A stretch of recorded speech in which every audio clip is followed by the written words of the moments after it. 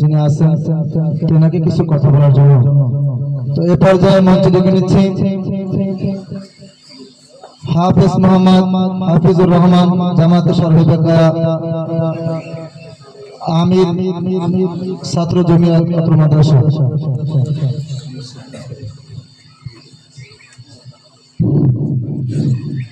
السلام عليكم ورحمة الله وبركاته. أعوذ بالله من الشيطان الرجيم. بسم الله الرحمن الرحيم. قل هل يستوي الذين يعلمون والذين لا يعلمون؟ فقال النبي صلى الله عليه وسلم من تواضع لله رفعه الله. الحمد لله. জালালাইন বিদায় অনুষ্ঠানে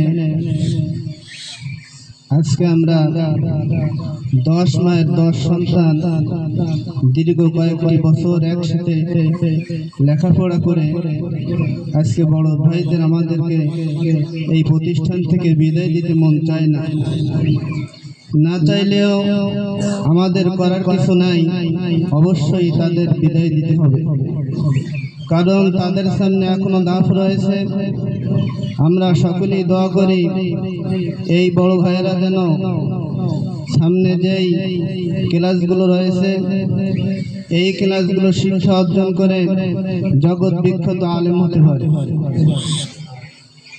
এবং এই ছাত্র ভাইয়েরা যেন আমরা সকলেই মান তাওয়াদা লিল্লাহি রাফাহুল্লাহ, রাসূল পাক সাল্লাল্লাহু আলাইহি ওয়াসাল্লামের হাদিস অনুযায়ী বিনয় হয়ে ওস্তাদদের প্রত্যেকটা প্রতিষ্ঠানের ওস্তাদদের খেদমত করে এই ছাত্র ভাইয়ের এবং আমরা যেন ইলমে শিক্ষা গ্রহণ করতে পারি এবং আদবের সাথে যেন আমরা ইলম শিক্ষা গ্রহণ করতে পারি।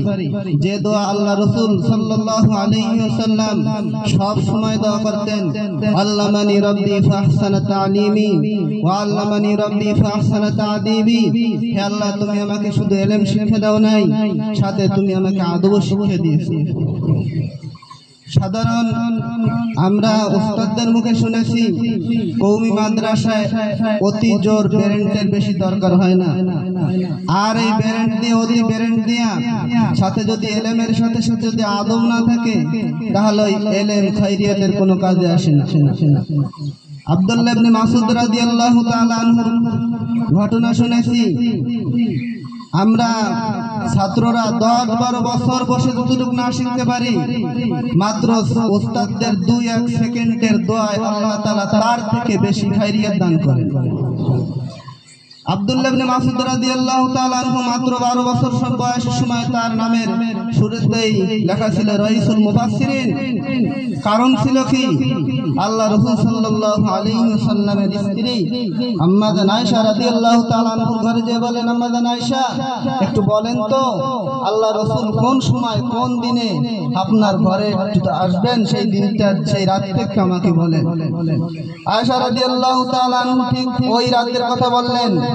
আল্লাহ রাসূল সাল্লাল্লাহু আলাইহি ওয়াসাল্লাম শেষ রাতে যখন তাহাজ্জুদ পড়তে উঠলেন, ওঠার আগেই আব্দুল্লাহ ইবনে মাসউদ রাদিয়াল্লাহু তাআলা আনহু এনে এক বদনা পানি আগে রেখে দিলেন। আল্লাহ রাসূল সাল্লাল্লাহু আলাইহি ওয়াসাল্লাম দেখলেন ব্যাপার কি, আমি ওঠার আগে কে পানি এনে দিলেন। তখন আল্লাহ রাসূল সাল্লাল্লাহু আলাইহি ওয়াসাল্লাম ওযু বানিয়ে যখন নামাজে দাঁড়িয়ে গেলেন, আব্দুল্লাহ ইবনে মাসউদ রাদিয়াল্লাহু তাআলা আনহু হঠাৎ করে ছোট মানুষ বোঝে না আসতে বাম সাইডে দাঁড়িয়ে গেলেন।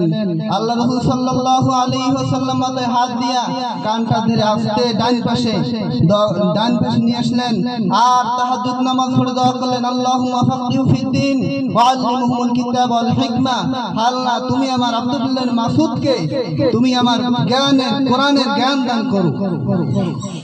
ফাক্কিহু ফিদ্দীন, এই ফাক্কিহু ফিদ্দীন আমার আব্দুল্লাহ ইবনে মাসউদকে দান করো, যার কারণে আব্দুল্লাহ ইবনে মাসউদ রাদিয়াল্লাহু তাআলা আনহুর নাম 12 বছর বয়সের আগেই রাইসুল মুফাসসিরিন হয়েছে। যাই হোক ছাত্র ভাইরা, আমরা যেই প্রতিষ্ঠানে পড়ি কথা বলতে হয় আমির সাহেব হিসেবে আমরা অনেক বেয়াদবি করেছি বড় ভাইদের সাথে।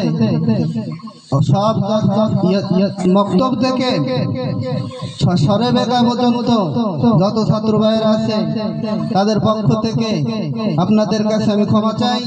যদি আপনাদের আমাদের কোনো কথায় আপনারা কষ্ট পেয়ে থাকেন, অন্তত আল্লাহর দিকে তাকে আমাদের সকলকে মাফ করে দিবেন। আসসালামু আলাইকুম ওয়া রাহমাতুল্লাহি ওয়া বারাকাতুহু।